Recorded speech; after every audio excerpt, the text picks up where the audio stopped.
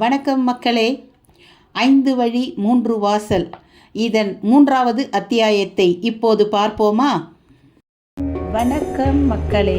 மகிமாவின் தமிழாற்றுப்படைக்கு உங்களை அன்புடன் வரவேற்கிறேன். வாருங்கள், காணொளிக்குள் செல்வோம். மக்களே, இப்போ தான் நீங்கள் நம்ம சேனலுக்கு வந்திருக்கீங்கன்னா, நம்ம சேனல் உங்களுக்கு பிடிச்சிருந்தா, அதில் போடுற வீடியோக்கள் பிடிச்சிருந்தா சப்ஸ்கிரைப் பண்ணுங்கள். பக்கத்தில் இருக்கிற பெல் ஐக்கான் அழுத்திட்டிங்கன்னா இது போன்று நான் அடுத்தடுத்து போடுற கதைகள் எல்லாம் உங்களுக்கு வந்துக்கிட்டே இருக்கும். வாங்க கதைக்குள்ளே போகலாம். அன்று அவன் விழி சிவப்பில் கோபத்தின் காய்ச்சல். தலைக்கு பாகை அணிந்து முகத்தில் மீசை வரை அந்த பாகையின் எஞ்சிய பகுதியால் மறைத்து கொண்டிருந்தான். லேசாக அது விலகிய போது கன்னத்தில் ஒரு கத்தி கிழித்த தழும்பு, பரந்த மைதானம் போன்ற திறந்த மார்பு, மலை முகட்டை போல் அதில் மேடு பள்ளங்கள், உருக்கி வார்த்த உருக்கு வார்ப்படம் போல தென்பட்ட அவனது புஜப்பரப்பில் ஒரு சிங்கத்தையே கட்டி அணைத்து புரண்டவன் அவன் என்பதற்கு சாட்சியாக வீரத்தழும்புகள். 6 அடிக்கு குறைவில்லாத உயரம், கடூரம், ஒன்று மனிதனாகிவிட்ட மாதிரியான தோற்றம். அதுவே அவன்தான் காடகராயன் என்பதை சொல்லாமல் சொன்னது. ஏதோ ஒரு தருணத்துக்காக அவன் காத்திருக்கின்ற மாதிரி தோன்றியது. ஓசைப்படாமல் காரியத்தை சாதிக்க வந்த இடத்தில் தனது வீரன் ஒருவனே புயலென வந்து காட்டாரி எரிந்து தேவருக்கு முன்னெச்சரிக்கை செய்த அதிர்ச்சி அவனுள் அலைமோதி கொண்டிருந்தது. துரோகி, என்னுடனே இருந்து கொண்டு எனக்கே துரோகமா? வந்து உன்னை கவனித்துக் கொள்கிறேன் என்கிற கொக்கரிப்பு அவனிடம்.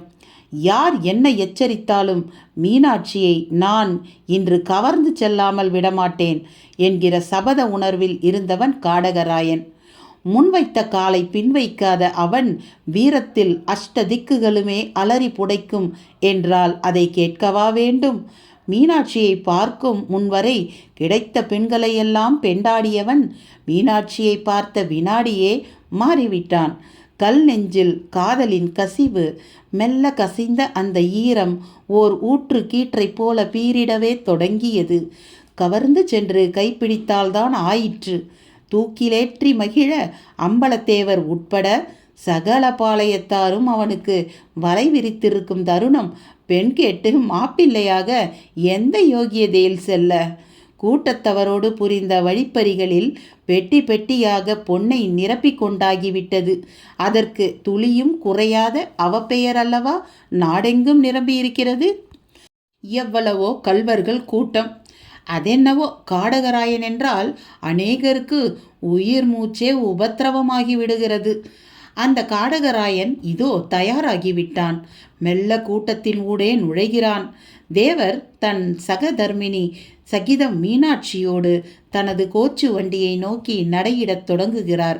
முன்னும் பின்னுமாக 4 8 வீரர்கள். பாதையில் பகலுக்கு நிகரான நிலவின் ஒளி. பின்னால் ஒரு கோச்சு, அதில் நாராயண பிள்ளை உட்பட முக்கியஸ்தர்கள் ஏறிக்கொள்ள குதிரைகளின் குதித்தாளம் தொடருகிறது. மீனாட்சிக்கும் செண்பகனாட்சிக்கும் விசேஷமான கோச்சு. அதற்கு காவலாக வரும்படி அதிகப்படியாக சில வீரர்களை பார்வையாலேயே பணிக்கிறார் தேவர்.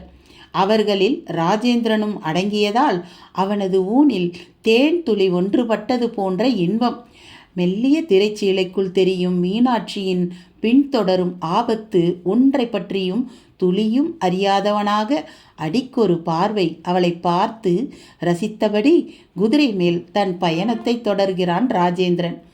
அவனது குதிரை ஏற்றத்திலும் ஒரு கம்பீரம் இருக்கத்தான் செய்கிறது.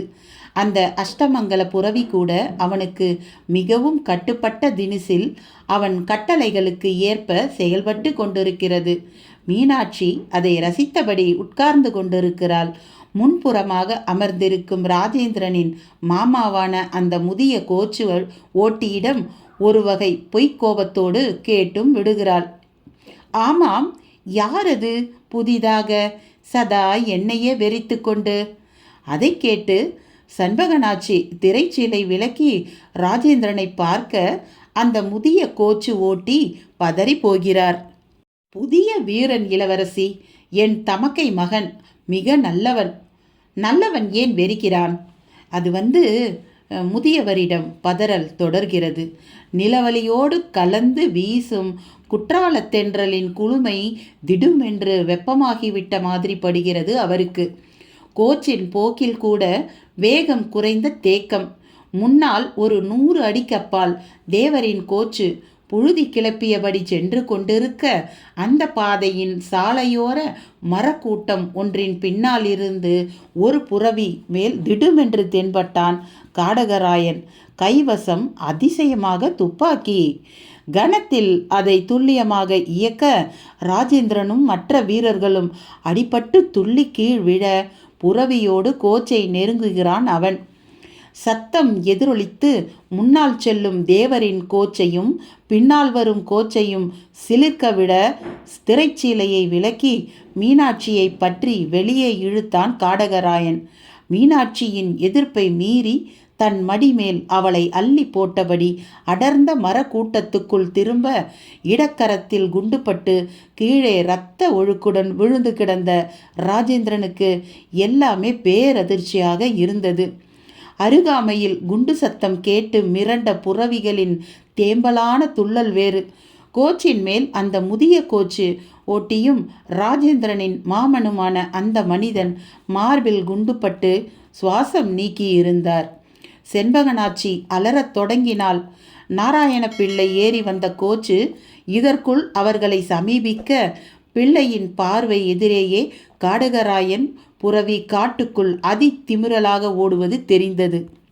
பிள்ளை பாத நரம்பு அருந்தது போல் விடைத்து நிற்க, தேவரின் கோச்சும் திரும்பி வந்து அதை பார்த்து நெஞ்சு பதறி கொண்டிருந்தது. தேவரே, மோசம் போய்விட்டோம், பதறினார் பிள்ளை. ஐயோ, என் மகள்! மயங்கி விழத் தொடங்கினாள் செண்பகனாச்சி.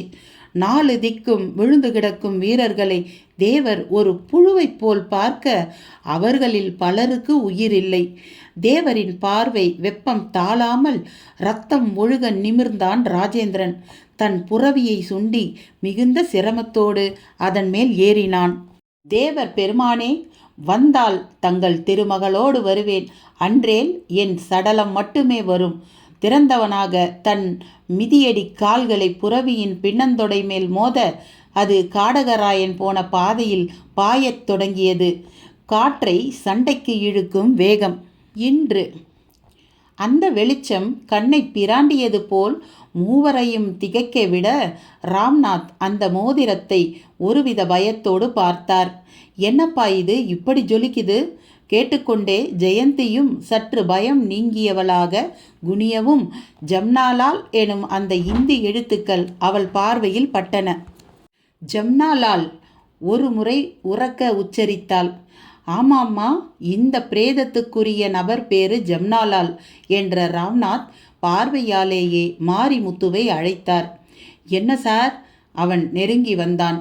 இந்த தாழியை உடையாம அப்படியே வெளியே எடுப்போம் வா. வேண்டாம் சார், புதைச்ச பணத்தை வெளியே எடுத்தா செத்தவன் ஆவி சும்மா விடாதுன்னு சொல்லுவாங்க. மடையா, செத்தவன் இந்நேரம் 7 பிறவி எடுத்திருப்பான். ஆவியா ஆவி? இது எந்த காலத்து உடம்புனே தெரியல. அபூர்வமான விஷயம் இது. எதையாவது உளராம சொல்றதை கேளு. அவர் அதட்டவும் அவன் குழியில் இறங்கினான். மேலும் தோண்டி குழியை விட்டு தாழியை தூக்கினான். பின் இருவரும் பக்குவமாக தொட்டு தூக்கி வெளியே எடுத்து வைத்தனர். இப்போது பிரேதத்தில் லேசாக ஈரம் பாரிக்க தொடங்கியிருந்தது. 7 வருடங்களுக்கு பிறகு காற்றை சந்திப்பதால் நிகழும் மாறுதலோ எனும்படியான மாற்றம். தாழியை கீழே வைக்க சரிக்கும்போது உடம்பும் சரிந்தது. முதல் தடவையாக உடம்பின் பகுதிகள் தாழிப்பரப்பில் நகர்ந்து மோதவும் நெற்றித்தோல் வறண்டது போல் பீத்து போய் தொங்க தொடங்கியது. பதறின ராம்நாத்துக்கு உடனேயே புரிந்துவிட்டது. அம்மா, உடம்பு கொஞ்சம் அசந்தாலும் கூழாயிடுற நிலையில் இருக்கு. உடனடியாக பாதுகாக்க வைக்க ஏற்பாடு பண்ணணும். உடம்பு முழுக்க பச்சளை பூசி இருக்காங்க, தெரியுதா? ஜெயந்தி ஆமோதிப்பாய் கொட்டினாள். அந்த உடலையே உற்று பார்த்து கொண்டிருந்தாள். பயம் பாதி, ஆர்வம் பாதி, கவலையான உணர்வுகள் கண்களில் தெரிந்தன. காற்றின் இனிமையை உணர்ந்து சிலிர்ப்படையும் அவள் தேகத்தில் லேசான வியர்வை பூக்கள். மொத்தத்தில் அரை மணியில் சகலமும் தலைகீழாக மாறிவிட்டது போல் தோன்றியது. அப்போது பார்த்து சரிந்த சடலத்தின் பக்கத்தில் துருத்தி கொண்டு ஏதோ ஒன்று தெரிந்தது. அப்பா, அங்க பாருங்க! ஜெயந்தி கை காட்டவும் ராம்நாத்தும் அதை பார்த்துவிட்டு துருத்தி கொண்டு தெரிந்ததை வெளியே இழுக்க தோல் பை போல் ஒன்று கைக்கு வந்தது. கையின் பிடிப்பு தாழாமல் நர நரவென்று பொல பொலத்து அதன் பகுதிகள் கொட்டத் தொடங்கின. உடனேயே பதவிசாக பக்குவமாக அதன் வாயை திறந்தார். குப்பென்ற மூலிகை வாசம் மூக்கை தாக்கியது. ஒரு வினாடி மயக்கம் வரும்போல் ஒரு அசதி தோன்றியது. சுதாரிக்க பெரிதும் சிரமப்பட்டவர் கையை உள்ளே விடவும் சரசரவென்று சத்தம். பொடித்து போன மூலிகை தூள் கைகளில் குழறியது. கூடவே ஓலை போல் ஏதோ ஒன்று நிரடியது. வெளியே எடுத்தபோது பற்றி இழுத்த பகுதிகள் அப்படியே பொடிந்து போக பொடியாக ஓலை பகுதியில் இந்தியில் ஏதோ எழுத்துக்கள். ஊன்றி பார்த்தார். அதன் பொருள் மனதில் தமிழில் அப்படியே மறுபதிவாக தொடங்கியது. மகாஸ்ரீ பிதாஜி பாத கமலத்தில் ரத்தன்லாலின் பணிவான அதன் பிந்தைய எழுத்துக்கள் பொடிந்து விட்டிருந்தன. திரும்பவும் அடுத்த வரி அரைகுறையாக தெரிந்தது. திருவிதாங்கூரில் வைர வியாபாரம் கனஜோராக நடக்க உள்ளது.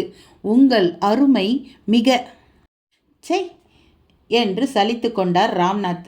என்னப்பா எழுதியிருக்கு? ஜெயந்தியின் கேள்விக்கு பதில் சொல்லாமல் தொடர்ந்து படிக்க ஆரம்பித்தார்.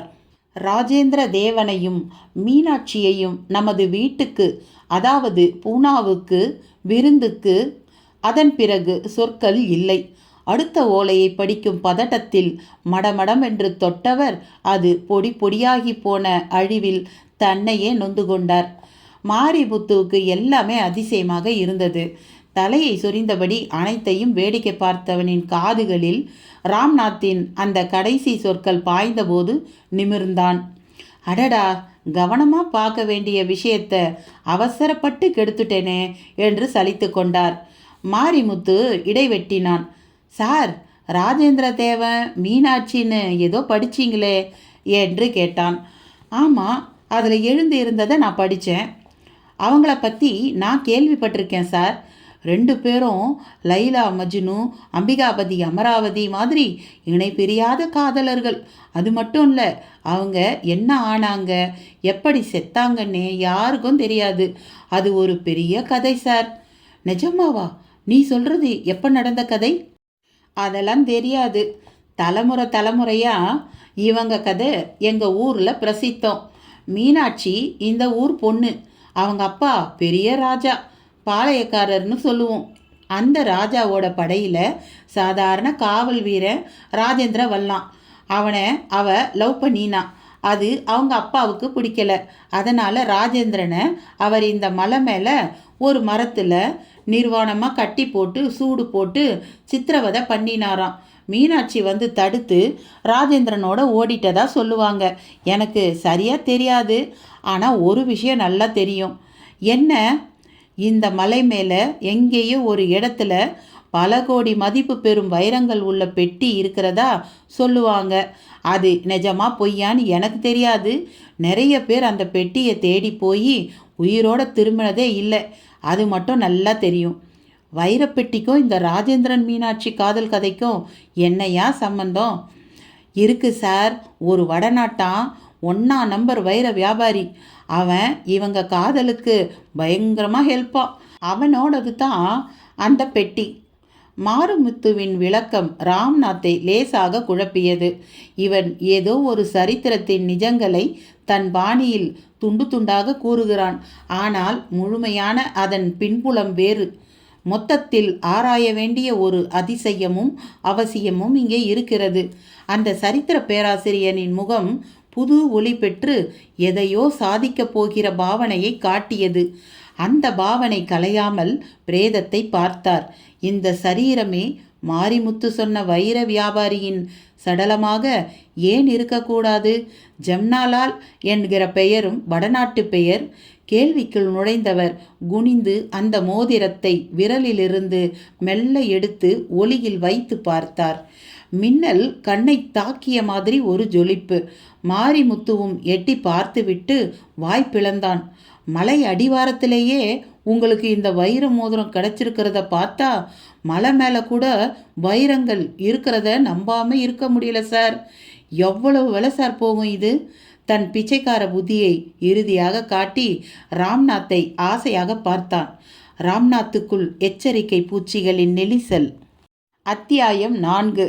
அன்று ராஜேந்திரன் வீரமாக பேசிவிட்டு குதிரையில் ஒரு மின்னலைப் போல் பின்தொடர்ந்ததைக் கண்டு அதிர்ச்சியும் ஆச்சரியமும் அடைந்தார் அம்பலத்தேவர். அவரது அருமை பத்தினி கண்ணீரோடு அவரை நெருங்கினாள். எத்தனை அடாத செயல்! அந்த சண்டாளனை பின்தொடர்ந்து சென்று வளைக்க இந்த மண்ணில் ஒரே ஒரு வீரன்தான் இருக்கிறானா? அவனாவது செத்து விழாமல் உயிரோடு இருக்கிறானே. நாராயண பிள்ளையிடமிருந்து கவலை ததும்பும் பதில் வந்தது. உடனேயே தேவரின் பார்வை அவரை சுட்டது. மன்னிக்க வேண்டும் தேவரே, தவறு நம் மீது தான் உள்ளது. எச்சரிக்கை ஓலையை படித்தும் போதிய பாதுகாப்பு இன்றி நாம் இப்படி வந்து இளவரசியை நழுவ விட்டது நம் குற்றம்தான். இதில் காடகராயனை எண்ணி பொறுமுதல் இயலாமையான ஒன்று. இரவின் பிடியில் நில ஒழுக்கில் மரங்களை நீவி வரும் தென்றலின் நடுவிலும் நாராயண பிள்ளை பேசிய பேச்சு தேவரை வெம்மையில் தூக்கி போட்டது. பெருமூச்சு உஷ்ணம் மீசை முடிகளை பொசுக்கும் போல் தோன்றியது. கோச்சு குதிரைகள் கனைத்து கழுத்து மணிகளை சப்திக்க விட்டு அவர் கவனத்தை திரும்ப பார்த்தன. பாதையோரமாக குண்டடிப்பட்டு கிடக்கும் வீரர்களின் சடலங்கள் வா வா என்றன. எல்லாம் புதிதாக நுழைந்திருக்கும் வெள்ளையர் கலாச்சாரத்தின் எதிரொலி. துப்பாக்கி என்ற சொல்லே நமக்கு புதிதல்லவா? பீரங்கிகளோடு வந்து நம்மை வளைக்க துடிக்கும் வெள்ளையரின் அந்த ஆயுதம் இந்த கொடும்பாவி காடகராயனின் கைக்கு எப்படி வந்தது என்பதுதான் தெரியவில்லை. அதையும் அவர்களிடமிருந்து கொள்ளையடித்தானோ என்னவோ. பிள்ளையவர்களே, மீனாட்சியை மீட்க காடகராயனை பின்தொடர்ந்த அந்த வீரன் யார்? இதோ இப்போது உயிர் துறந்து கிடக்கும் இந்த கிழட்டு கோச்சு ஓட்டி காவேரியப்பனின் தமக்கை மகன்தான் அவன். பெயர் ராஜேந்திரன். வீரர்களின் சடலங்களை பார்த்தபடி நாராயண பிள்ளை பேசிய பேச்சில் கரைந்த தேவர் குண்டு பட்ட சடலங்களின் அருகே சென்று அமர்ந்து நோக்கினார். நில ஒளி இருந்தும் கூட குறிப்பறிந்து கோச்சிலிருந்த தீபந்தாங்கியை தூக்கி வந்து வெளிச்சம் சொட்ட பக்கம் நின்றான் அவரது கோச்சு ஓட்டி. தேவரின் விழிகளில் ஈரக்கசிவு, மனதில் திரும்பவும் அருமை மகள் பற்றிய நினைப்பின் விரிவு. சென்றவன் வல்லமை மிக்கவனோ? மலை ஏறுவதில், மாடு பிடிப்பதில், மூச்செடுக்குவதில் மகாசூரன் என்று கேள்விப்பட்டிருக்கிறேன். வெற்றியோடு திரும்புவானா? திரும்ப வேண்டும் என்று இறைவனை பிரார்த்திப்போம். அதே சமயம் இனியும் தாமதியாது காடகராயனை வளைக்க தளபதி வஜ்ரநாராயண தேவனின் தலைமையில் நமது படைகளை அனுப்பியும் வைப்போம். நல்லது, நமது கோச்சுகள் தாமதியாது கிளம்பட்டும். இந்த சடலங்களை பாதுகாப்பாக எடுத்து வாருங்கள். இவர்களை நல்லடக்கம் செய்தல் வேண்டும். ஏக காதம் ஓடிய களைப்பில் காடகராயனின் புரவி இளைப்பார தொடங்கியது. அதன் வீர நடையில் களைப்பின் சுணக்கம், வாய் எண்ணங்களில் நுரை பூக்களின் ததும்பல். ஒருவருக்கு இருவராக தன்மேல் இருக்கும் பாரம் தாளாத பரிதவிப்பில் அது ஒரு கட்டத்தில் சோர்ந்து நின்று விட்டது. எதிரே அரக்கன் போல் நிமிர்ந்து நிற்கும் மேற்கு மலைத்தொடரின் ஓர் அடர்ந்த பகுதி, நந்திமேடு என்று அழைக்கப்படுவதற்கு தோதாக ஒரு நந்தி போல் காட்சி தர, அதன் மேல் ஆங்காங்கே மரங்களின் அமர்ந்திருக்கும் கல்வர்களின் தீப்பந்தங்கள் சிறு வெளிச்ச புள்ளியாய் தெரிந்து கொண்டிருந்தன. புரவியை விட்டு இறங்கிய காடகராயன் மயக்கத்தில் கிடக்கும் மீனாட்சியை ஒரு வினாடி பார்த்தான். நில ஒளியில் மயக்கத்திலும் மதுரமாக தென்பட்டாள். சிமிழ் போன்ற நாசியில் வைரம் ஜொலிக்கும் அந்த மூக்குத்தி இவளால் தான் எனக்கே பெருமை என்று ஜொலிக்க, அவளை பரவசத்தோடு பார்த்தபடியே வலது தோளில் அந்த குழல் பொருந்திய நீண்ட புதிய துப்பாக்கியை அணிந்து கொண்டான். அப்போது சற்றும் எதிர்பாராத விதமாக அந்த துப்பாக்கியை யாரோ பற்றி இழுக்க ஆக்ரோஷத்துடன் திரும்பினான் காடகராயன்.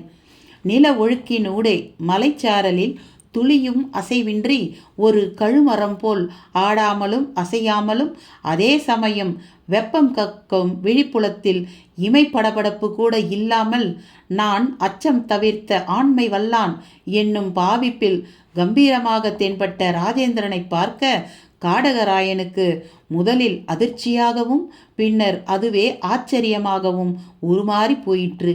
யாரடா நீ? குரலில் ரௌத்ரம் கலந்து அந்த ஆச்சரியத்தை அவன் வினாப்படுத்த பதில் பேசாமல் நின்றான் ராஜேந்திரன். தோட்டா துளைத்த கைப்புறத்தில் குருதியின் பாம்புத்தனமான நெளிசல், அதன் மேல் சிலீர் என்று காற்றுப்பட எரிச்சல் கலந்த ஒரு சிலுசிலுப்பு. வலி கண்டமாய் பிசையும் போதிலும் மீனாட்சியின் மேலுள்ள தனித்த ஈடுபாட்டில் அதை பொருட்படுத்தாத ஒரு உக்கிர நோக்கம் அவனுள் கொழுந்துவிட, காடகராயனுக்கோ அதன் பொருட்டு எரிச்சல் எல்லை மீறும் போல் இருந்தது. உன்னை யார் என்று கேட்டேன்.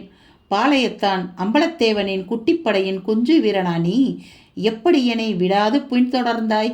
உங்கள் ஒருவரை கூட என் துப்பாக்கி விட்டுவிடவில்லையே. கேள்வியும் பதிலுமாய் அதனூடே கருத்தும் செருக்குமாய் பேசிய காடகராயன் குதிரை மீதிருந்த இளவரசியை கீழே இறக்க முற்பட்ட போது, தொடாதே இளவரசியை. எங்கள் இளவரசி ஒரு அருள் தேவதை. நீயோ கவந்தன். உன் நிழல் கூட அவர்கள் மேல் பட நான் அனுமதிக்க மாட்டேன். ராஜேந்திரன் பேச்சில் கவந்தன் என்று அவன் பயன்படுத்திய பதம் காடகராயனை கீறியது. உன் நா அறுபடப் போகிறது. நான் யாரென்று தெரிந்துமா என்னிடம் தோள் தட்டுகிறாய்? கேள்வியோடு இடைக்கச்சிலிருந்து காட்டாரியை உருவி ஒரு மின் வெட்டும் கால அளவுக்குள் ராஜேந்திரனை நோக்கி வீசி எறிந்தான் காடகராயன். நல்ல வேளையாக கட்டாரி ராஜேந்திரனின் திறந்த மார்பு கவசத்தின் மேல் பட்டு கணீர் என்ற ஓசையோடு எகிரி கீழே விழ பதில் வேகம் காட்டியது ராஜேந்திரனின் கட்டாரி. அது காடகராயனின் நெற்றி பொட்டுக்கு சற்று தள்ளி இடது விழியை கெல்லியபடி தன் கூர்முனையை செருகி நிற்க ஒரு புழுவைப் போல் கீழே விழுந்து துடிக்க ஆரம்பித்தான் காடகராயன். உதட்டில் உக்கிரமான அலறல். அது மலை மீது பட்டு எதிரொலிக்கத் தொடங்கியது. அண்ணாந்தான் ராஜேந்திரன். உடனேயே தீப்பந்த புள்ளிகள் அசைந்தபடி ஒன்று கூடி கீழே வருவது தெரிந்தது. ஏகமான தீப்பந்தங்கள். அவர்கள் காடகராயனின் கல்வர் கூட்டத்தவர்கள் என்பது உடனேயே தெரிந்து போயிற்று. இனியும் தாமதிப்பது அபாயம் என்று அறிவித்தது உள்ளுணர்வு. தாமதியாமல் மீனாட்சியை தன் தோள் மீது சுமந்தபடி தொலைவில் ஒரு மரத்தின் பின் மறைவாக நிற்கும் தன் புறவியை அண்டி பக்குவமாய் அதன் முதுகில் அவளை சரித்துவிட்டு தானும் ஏறி அதை சீண்டினான். காடகராயனின் அலறல் சத்தம் காதுகளில் அறவே தேய்ந்து இப்போது தன் புறவியின் குளம்படி சத்தம் மட்டுமே கேட்கும் நிலை. எதற்கும் யாரும் பின்தொடர்ந்து வரலாம் என்ற அமானுஷ்ய உணர்வால் வந்த பாதையில் திரும்பாமல் அந்த மலைச்சாரலில் தனக்கு பரிச்சயமான பாதை ஒன்றில் புறவியை செலுத்த அது அவனுக்கு ஒத்துழைப்பது போல் பக்குவமாக ஓடத் தொடங்கியது. எங்கும் தங்கு தடையில்லாத சந்திர பிரகாசம்.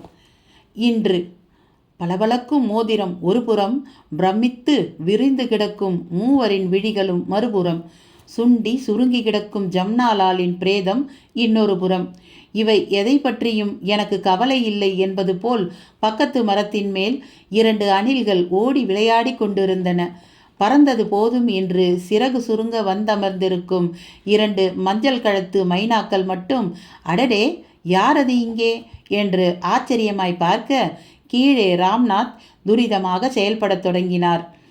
ஜெயந்தி, பாடியை பாதுகாப்பாக வைக்க உடனடியாக ஏற்பாடு பண்ணணும். இந்த சுவடிகளையும் ஜாக்கிரதையாக எடுத்து வச்சு ஜெராக்ஸ் எடுக்கணும். ரெஸ்ட் எடுக்கலாம்னு வந்த இடத்துல ஒரு அருமையான வேலை மாட்டி இருக்கு. இதை விட்டுடக்கூடாது. படபடத்தபடி கொத்தனார் பக்கம் திரும்பவும் அவரை மனசுக்குள் லேசாக மிரட்டினான். யோ, இங்கே பார்த்த விஷயத்தை நீ வெளியில் மூச்சு விடக்கூடாது. என்ன? அதட்டலாக சொன்னார் ராம்நாத். அவன் அரைமனதோடு அதற்காக தலையசைப்பது போல் பட்டது. சார், என்னால் தானே உங்களுக்கு இதெல்லாம் தெரிய வந்தது. அதுக்காக கண்களில் தேங்கிய எண்ணத்தோடு திரும்ப வெறித்தான். என்னையா மசமசப்பு? தொடர்ந்து வீட்டு மராமத்து வேலைகளை கவனி. நல்ல கூலியாக போட்டு தரேன். நீ நினைக்கிற மாதிரி பேய் பிசாசெல்லாம் இங்கே ஒன்றும் கிடையாது.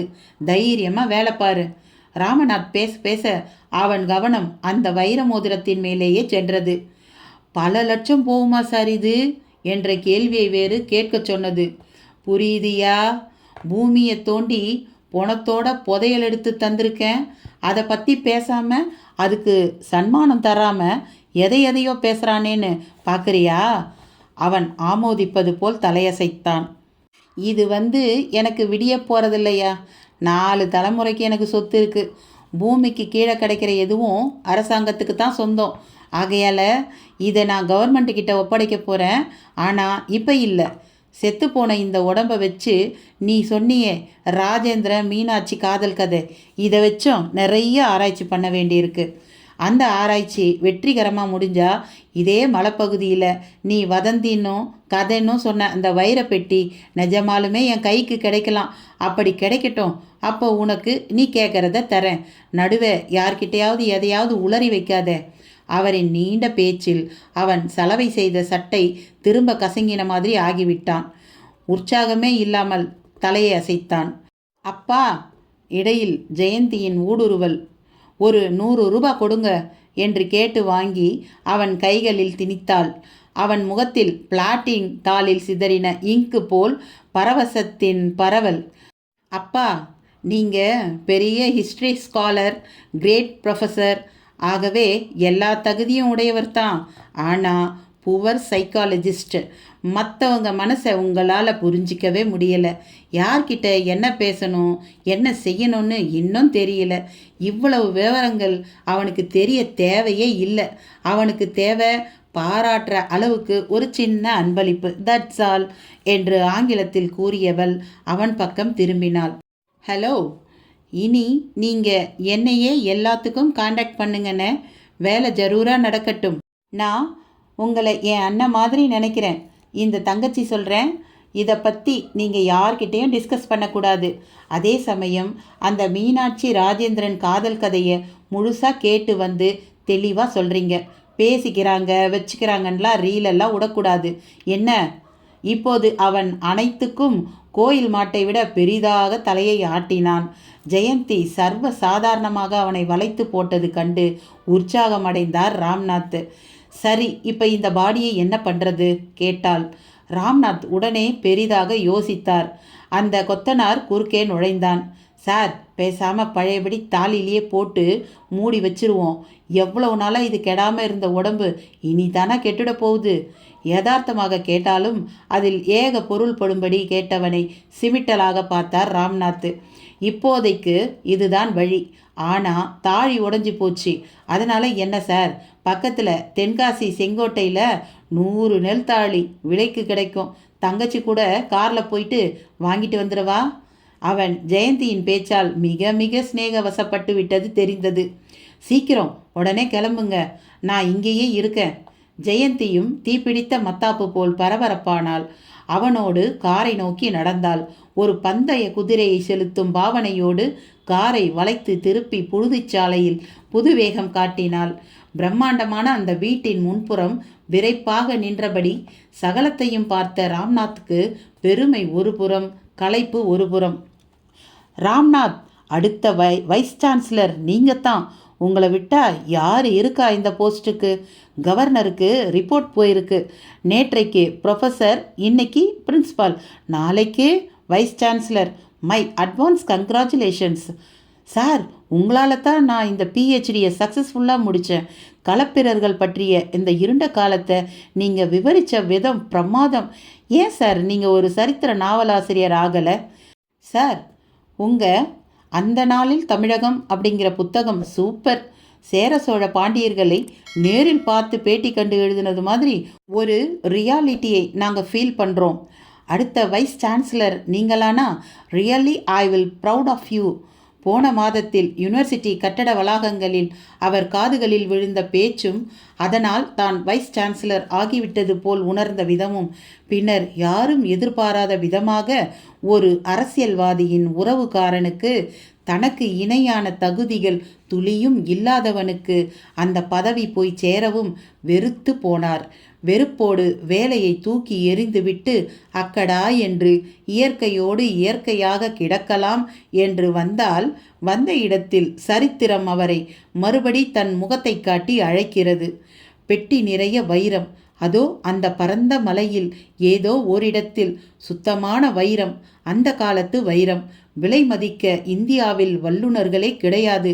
வா ராம்நாத், வா வா என்கிறது. வந்து என்னை எடுத்துக்கொள், உனக்காகத்தான் நான் காலங்காலமாக காத்து கொண்டிருக்கிறேன். கொத்தனார் பேச்சு வெறும் கட்டுக்கதை அல்ல, நிஜம். பல கோடி ரூபாய் நிஜம். வா ராம்நாத். வைஸ் சான்சலரால் கோட்டும் சூட்டுமாய் நீ ஏசி அரைவாசியாகி சாதாரண புகழைத்தான் பெறுவாய். நான் உனக்கு அகில இந்திய புகழ் வாங்கி தருகிறேன். கமான். பரந்த அந்த மலை பிராந்தியம் அப்படி பேசி தன்னை அழைப்பதாக ஒரு பிரமை அவருக்குள். பின்பக்கம் திரும்பி மலையை ஏறிட்ட அவரை ஆளரவமே இல்லாத அந்த பிராந்தியத்தில் ஒரு மரத்தின் பின்னால் இருந்து ஒருவன் மட்டும் கூர்ந்து கவனித்து கொண்டிருந்தான். அத்தியாயம் 5. அன்று புறவி மேல் மீனாட்சியின் தேகம் குலுங்கிக் கொண்டிருந்தது. அந்த குலுங்கல்களால் அவளது மார்பு கச்சு அவிழ்ந்து விடுவது போல் ஒட்டி கொண்டிருக்க கழுத்தை வளைத்த அணிகளும் இடைய ஆபரணங்களும் ஒன்றுடன் ஒன்று சிக்கிக் கொண்டிருந்தன. எதிர்பாராமல் அவற்றை பார்த்த ராஜேந்திரனுக்குள் வரழுவது போல் ஒரு பிரமை. மயில் ஒன்றை தோகையை வளைத்து அடக்கி அதன் கழுத்தை நீவிக்கொண்டு கட்டிப்பிடித்து மகிழ்வது போல் மடிமேல் கிடந்தவளின் அந்த அழகில் செருமாந்தவன் வினாடியில் சுதாரித்து பார்வையை மீட்டு கொண்டான். வீரனுக்கு அழகை முறையான அனுமதியோடு ரசிப்பதில்தான் இருப்பதாக உள்ளுணர்வு சொன்னபோதிலும் பார்வை காந்த அலை வந்து இழுப்பதாக உணர்ந்து திரும்ப தன் மடிமேல் கிடக்கும் மீனாட்சியின் அந்த ஜீவபாகம் மேலேயே செல்ல பார்த்தது. அலை புரளும் கூந்தல் தரை உரச அவள் மயக்கத்தில் கிடப்பது தான் இப்படி பார்த்து மகிழ்ந்து மனதில் அவள் அழகை மாந்தி மாந்தி குடிக்கத்தானோ? எட்டாத உயரத்து வட்ட நிலவு எப்படி இப்படி மடியில் வந்து கிடக்கிறது? இந்த வாழ்வில் தான் எத்தனை அதிசயங்கள்! கேள்விகள் மனதில் பந்தடித்து உருள புறவி மேல் ஒரு வகை சலனத்தோடு சென்று கொண்டிருந்த ராஜேந்திரன் தன்னையே மறந்து விட்டிருந்தான். அந்த புறவியின் முன்னிரண்டு கால்களின் அசைவில் மேடு பள்ளங்களில் அது ஏறி இறங்கும் நேர்த்தியில் மீனாட்சிக்கு மயக்கம் மெல்ல கலையத் தொடங்கியது. ஆனால் விழித்து பார்த்து கூக்குரலிட அச்சமாக இருந்தது. தான் கிடப்பது காடகராயனின் மடிதான் என்ற எண்ணம் அவளை விட்டு நீங்கின மாதிரி தெரியவில்லை. அவிழ்ந்து கிடந்த அவள் கச்சையை இறுக்கி கட்ட முனைந்த ராஜேந்திரன் வேறு திசையில் தன் பார்வையை செலுத்தியபடி தன் கரத்தை அந்த பிராந்தியத்தில் கொண்டு செல்ல தீயை மிதித்தது போல் துள்ளி படபடத்தாள் மீனாட்சி. படபடத்த வேகத்தில் புறவி முதுகிலிருந்து சரிந்து கீழே விழுந்து விட்டாள். விழுந்த வேகத்தில் புறவியின் சேனத்திலேயே கச்சை சிக்கி கொண்டு விட முடிந்தவரை மார்பை கரங்களால் மூடியபடி ஒரு குறுமரத்தின் பின்னால் ஓடி நின்றவள் வராதே வராதே என்று கத்தத் தொடங்கினாள். ராஜேந்திரனுக்குள் நரம்பில் 4-5 முடிச்சுகள் விழுந்து விட்டது போல் ஒரு பதட்டமான உணர்வு. புறவியை விட்டு வேகமாக இறங்கியவன் சேனத்தில் சிக்கிய மார்பு கச்சையை எடுத்துக்கொண்டு அந்த மரத்தை நோக்கி நடந்து மண்டியிட்டு தலைகுனிந்து, இந்த ஏழையை மன்னியுங்கள் இளவரசி, காடகராயனிடமிருந்து உங்களை மீட்டும் வரும் சமயம் இப்படி எதிர்பாராமல் நிகழ்ந்துவிட்டது. அருள் கூர்ந்து உங்கள் ஆடையை பெற்றுக்கொள்ளுங்கள். நான் சத்தியமாய் நிமிரமாட்டேன். இது என் கண்ணியத்தின் மேல் ஆணை என்று கச்சையை இளவரசி இருக்கும் இடம் நோக்கி வீசினான். மீனாட்சி அந்த குரல் கேட்டு மரத்தின் பின்னால் இருந்து மெல்ல திரும்பி பார்த்தாள். தலைகுனிந்து மண்டியிட்டு கிடக்கும் ராஜேந்திரன் அவள் முகத்தில் வியப்பை கொளுத்தி போட்டிருந்தான். பதட்டத்திலும் அதில் அந்த ஜோதி முகம் ஏக பிரகாசம் காட்டியது. செண்பகம், கவலை கொள்ளாதே. அரச வாழ்வே எப்போதும் இப்படித்தான். ராணியான நீ உறுதி மிக்கவளாக இருக்க வேண்டும். மனதை திடப்படுத்திக்கொள். எவருக்கும் இளைத்தவர்கள் அல்ல நம் வீரர்கள். மீனாட்சியும் வீரமங்கை. அந்த சண்டாளனை சலைத்தெடுத்து அவன் சடலத்தோடு நம் மகள் வருவாள். கவலை கொள்ளாதே. அரண்மனையை நோக்கி வேகமாக போய்க் கொண்டிருந்த கோச்சில் அமர்ந்தபடி மனைவியை தேற்ற பார்த்தார் தேவர். செண்பகனாட்சி உழுத நிலம் போல் கிளர்ந்து போய் தேவரின் மார்பில் முகம் சாய்த்திருந்தாள். நீங்கள் சொல்லும் சமாதானங்கள் எனக்கு புதியதில்லை. ஆயினும் மீனாட்சி நமது அரும்பெரும் சொத்து. அவனோ பஞ்சமா பாதகன். நடுவே விதி விளையாடிவிட்டால் என்ன ஆவது என்று பதைக்கிறது என் மனது, கேவினாள் செண்பகனாட்சி. என் மனம் நம் மகளை நினைத்து பதைப்பதை விட அதிகமாக வேறு ஒன்றை நினைத்துதான் பதைக்கிறது. என்ன சொல்கிறீர்கள்? ஆம் செண்பகம், புதிதாக நம்மை ஆள புறப்பட்டிருக்கும் வெள்ளை பரங்கியர்களை நினைத்தே அதிகம் பதைக்கிறேன் நான். நான் மட்டுமா? நெல்கட்டும் செவலின் அருமை நண்பரும் நமது மறவர் குலத்தின் மாணிக்கமுமான புலித்தேவரே இது குறித்து பதைப்பதாகவும் கேள்விப்பட்டேன். புலித்தேவரே பதைக்கும்படியான விஷயமா அது? ஆமாம், இது நமது பூமி, நமது பரம்பரையினரின் வியர்வையால் சீர்பட்ட ராஜ்யம் இது. மனம் வீசும் கலாச்சாரமும் இயல் இசை நாட்டியம் என வகைப்படுத்தி வளர்ந்திருக்கும் மொழி மாண்பும் ஆழமான பக்தியும் அதில் அர்த்தமும் மிக்க பழக்க வழக்கங்களும் உலகிலேயே மற்றவர்கள் நம்மை பொறாமையோடு நோக்கும் நிலைக்கு கொண்டு சென்றிருக்கும் விஷயங்கள். நம்மை ஒரு வெள்ளையன் கை கொள்வது என்பது நினைத்தும் பார்க்க முடியாத ஒன்றல்லவா? எங்கிருந்தோ வந்த அந்த நாய்கள் புலிகளை பார்த்து குறைப்பதையும் புலிகள் அந்த நாய்களை எண்ணி பதைப்பதையும் என்னால் ஜீரணிக்கவே முடியவில்லை. புலிகள் என்றால் ஏன் நாய்களை எண்ணி பதைக்க வேண்டும்? அதன் குருதியை குடிக்க வேண்டியது தானே. உவமானத்துக்கு சொன்னது நடைமுறைக்கு சாத்தியமாகாது.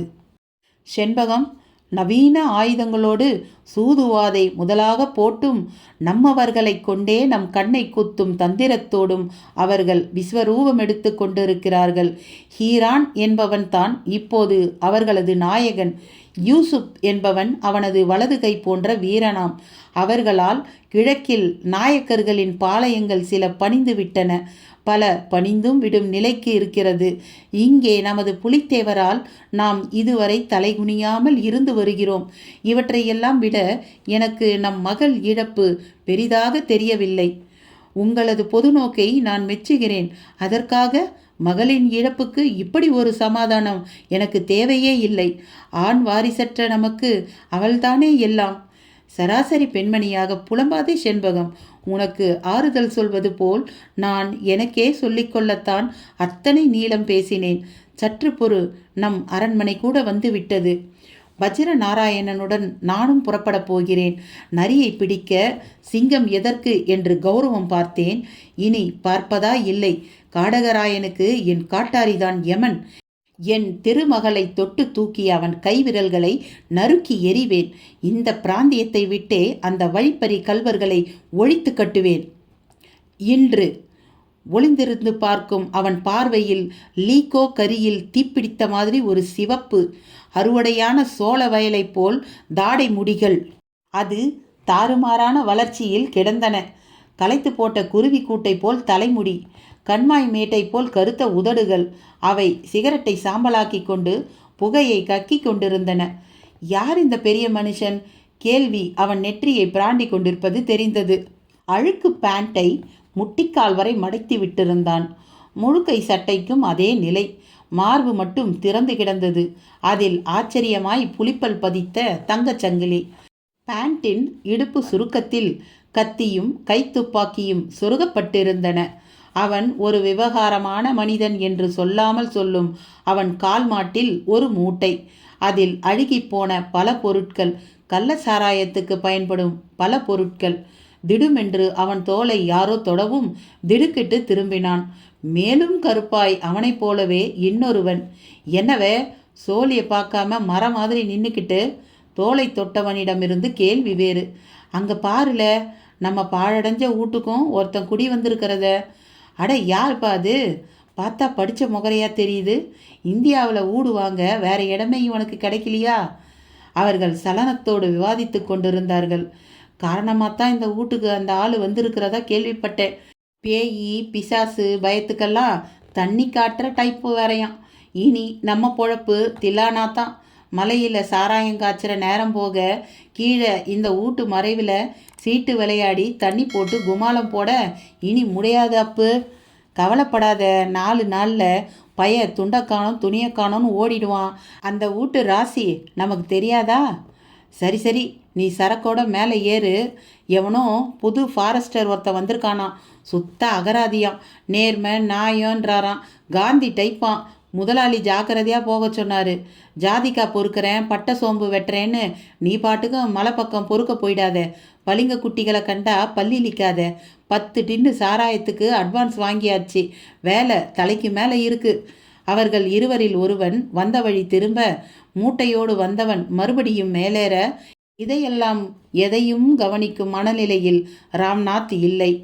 திரும்பவும் வீட்டின் பின்பக்கத்துக்கு வந்து ஜம்னாலாலின் சடலத்தை பார்க்கத் தொடங்கியிருந்தார்.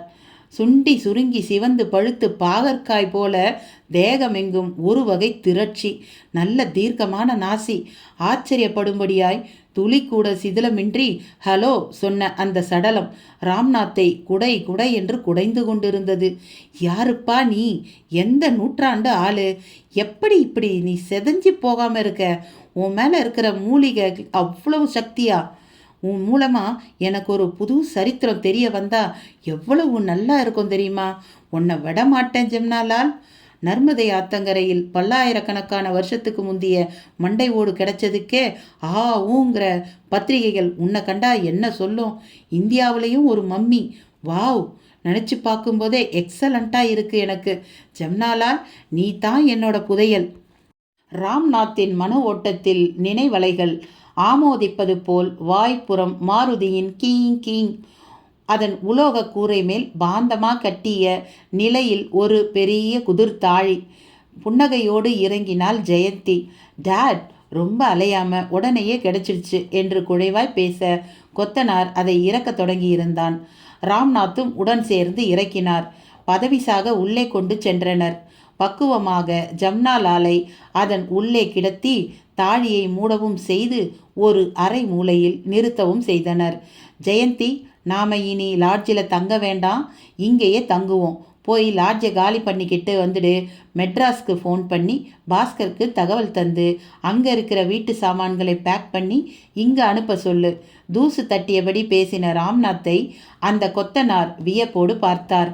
அதை கேட்ட ஜெயந்தியின் முகம் லேசாக இருண்டது. ஏன், உனக்கு பிடிக்கலையா?